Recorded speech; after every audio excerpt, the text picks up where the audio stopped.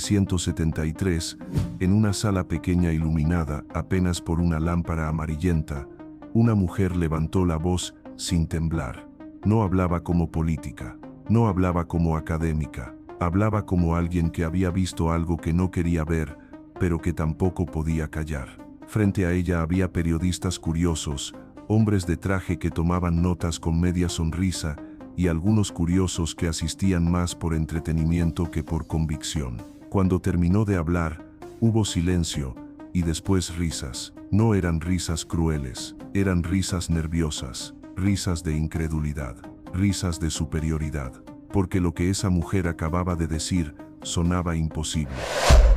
Dijo que el Imperio del Norte no sería destruido por un enemigo extranjero, no por bombas, no por misiles, no por un ejército que cruzara sus fronteras. Dijo que caería por dentro, que el desgaste sería invisible al principio, que la fractura sería lenta, que el derrumbe comenzaría en la mente colectiva antes de reflejarse en los mapas. Esa mujer se llamaba Jeane Dixon.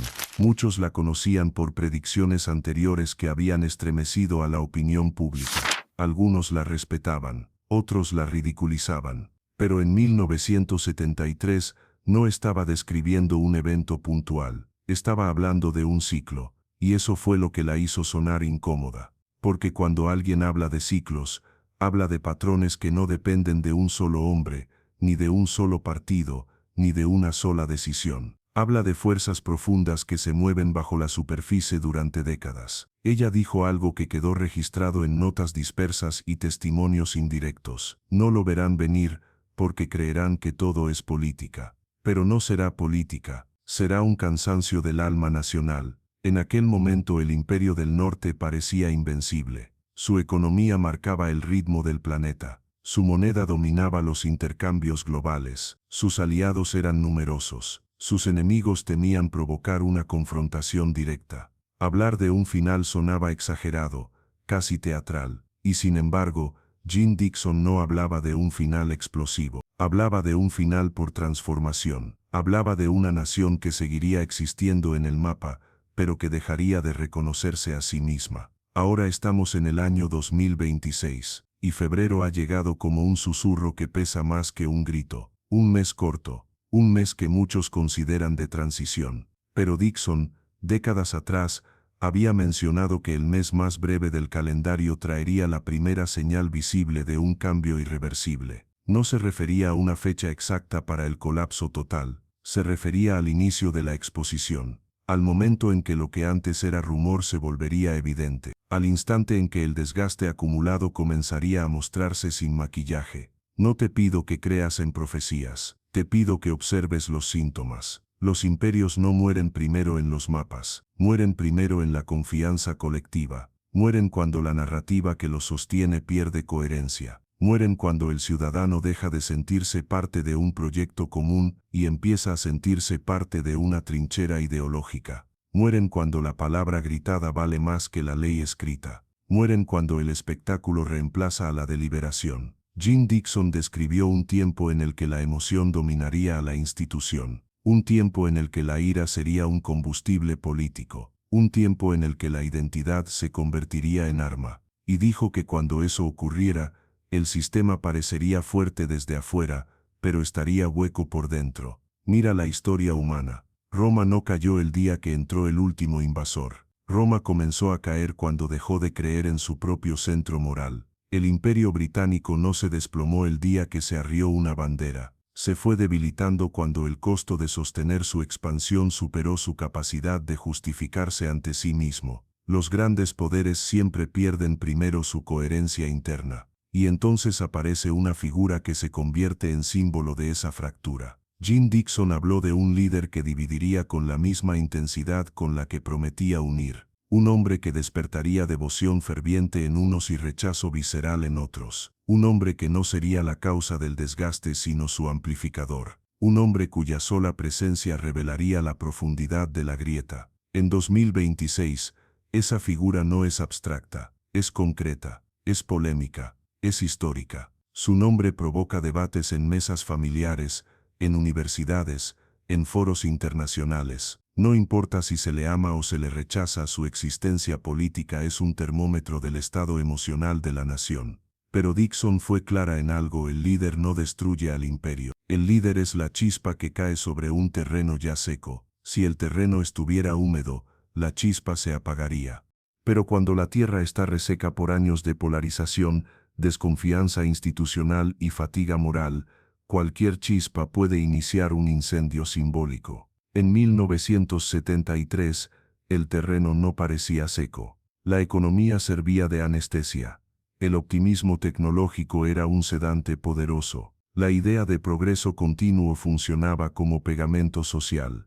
Pero el pegamento se desgasta cuando no se renueva. Jim Dixon dijo algo que muchos olvidaron: la burla será su anestesia. La gente se ríe de lo que la incomoda, ridiculiza lo que no quiere enfrentar, llama exageración a lo que en el fondo teme que sea posible. Durante décadas, la advertencia fue tratada como una curiosidad más en el archivo de predicciones, hasta que los síntomas comenzaron a alinearse. El año 2026 no necesita efectos especiales para sentirse tenso. La tecnología avanza más rápido que la ética. La información circula más rápido que la reflexión. Las economías se sienten como cuerdas tensadas al límite. Las alianzas internacionales cambian con una velocidad que antes habría parecido impensable. Y en ese contexto el Imperio del Norte enfrenta múltiples presiones al mismo tiempo. No una sola crisis aislada, sino varias tensiones simultáneas, internas, externas, culturales, económicas. Cuando un poder global enfrenta múltiples fracturas al mismo tiempo, pierde su capacidad de proyectar estabilidad. Empieza a reaccionar en lugar de dirigir. Empieza a apagar incendios en lugar de planificar décadas. Dixon habló de manos invisibles que harían temblar el centro de mando. No hablaba de fantasmas, hablaba de fuerzas estructurales, mercados, tribunales, conflictos institucionales, decisiones estratégicas que se toman en silencio y de pronto se vuelven públicas. Febrero de 2026, según su advertencia, sería el mes donde el temblor se haría visible. No necesariamente el día del colapso total, sino el punto de no retorno psicológico. El momento en que la nación comenzaría a mirarse al espejo y no reconocerse del todo. Irreconocible no significa inexistente, significa transformada. Significa alterada en su esencia. Significa que lo que antes parecía estable ahora se siente provisional. Y aquí entra otro elemento que Dixon señaló con claridad: el cambio del norte no ocurre en aislamiento. Cuando una potencia global cambia, el mundo entero se reorganiza. Latinoamérica, por ejemplo, no es simple espectadora. Cuando el norte pierde cohesión, el sur gana margen de decisión. Aparecen nuevas alianzas, nuevos acuerdos comerciales, nuevas configuraciones de poder. Regiones que antes orbitaban alrededor de una sola influencia, empiezan a diversificar sus vínculos. Dixon insinuó que el sur enfrentaría una oportunidad histórica. Pero toda oportunidad trae riesgo, unidad o fragmentación, autonomía real o dependencia reconfigurada. En un mundo donde la energía, el alimento y los recursos naturales se vuelven estratégicos, los territorios fértiles adquieren un peso distinto. Los graneros serán coronas, habría dicho en una de sus visiones. En un planeta que envejece y compite por recursos, quien posee tierra fértil y estabilidad relativa adquiere influencia. Mientras tanto, el norte lidia con su propia guerra de identidad. ¿Qué significa ser esa nación? ¿Cuál es su relato central? ¿Cuál es su proyecto común? Cuando las respuestas a esas preguntas se vuelven incompatibles entre sí, el desgaste se acelera. Jim Dixon no habló de una explosión final, habló de una metamorfosis forzada. El país seguiría existiendo, su bandera seguiría ondeando, su moneda seguiría circulando, pero su rostro sería distinto, sus instituciones, reconfiguradas, su influencia, redefinida. Febrero sería la primera grieta visible. Y aquí es importante entender algo: una profecía no es un decreto inamovible. Es una advertencia sobre una trayectoria. Es un mapa de tendencias. La trayectoria en 2026 muestra intensificación de la polarización, presión sobre instituciones, cuestionamiento de legitimidades y una figura política que encarna la división como símbolo. No es necesario prometer escenas apocalípticas. El verdadero cambio profundo rara vez se parece a una película. Se parece más a una normalidad alterada, a una conversación pública que se vuelve imposible, a una confianza que no regresa, a una cohesión que se fragmenta. Cuando Dixon habló en aquella sala en 1973, no buscaba aplausos, buscaba advertir que los ciclos no perdonan la arrogancia, que la altura no garantiza eternidad, que el poder confunde estabilidad con invulnerabilidad. Hoy, en febrero de 2026, la pregunta no es si el imperio desaparecerá físicamente. La pregunta es si aprenderá antes de transformarse por la fuerza del desgaste. Porque todo imperio enfrenta el mismo dilema, reformarse o fracturarse. Y tal vez esa sea la parte más inquietante de la advertencia de Jim Dixon. No era un mensaje de condena inevitable. Era un llamado a la conciencia colectiva.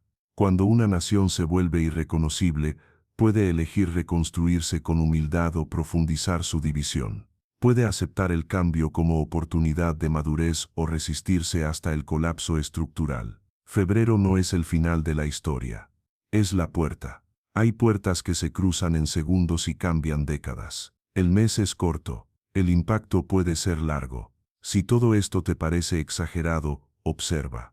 Si sientes incomodidad, pregúntate por qué. La reacción inicial del ser humano ante una advertencia es negarla. La segunda es ridiculizarla. La tercera, si hay valentía, es analizarla con serenidad. Estamos en un punto de inflexión. No porque una mujer lo dijera hace décadas. No porque un líder polarice al presente. Sino porque los ciclos históricos muestran patrones claros cuando se les observa sin pasión ciega. Jim Dixon habló de un imperio que caería por dentro. Habló de un desgaste que sería confundido con política. Habló de un mes breve que marcaría el inicio visible de la transformación. Hoy ese mes ha llegado. La historia no se detiene. Los imperios cambian.